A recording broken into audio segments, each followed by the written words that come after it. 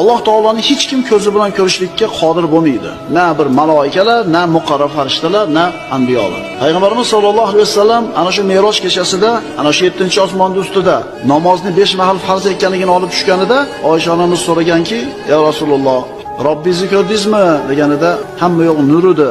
Qayoqdan ko'ray?"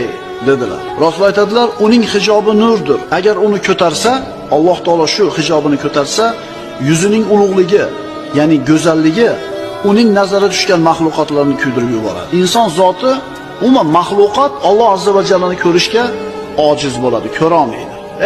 Allohni ko'rish emas, quyoshga qaranglar 3-4 marta. Tikka qarang, quyoshga 3-4 marta ko'zingiz bilan ochkasiz, yakinqasiz, maskasiz nima bo'ladi? Bitta mahluqdan chiqqan yorug'lik nur sizni ko'zingizni ko'r qiladi. Oxiri 10 marta qarang. Mahluq sizni ko'zingizni ko'r qilib qo'ysa, ko'zingiz unga qarashlikka ojiz bo'lsa, Alloh azza va jallani ko'rishga qanday qodirman dedi bir inson.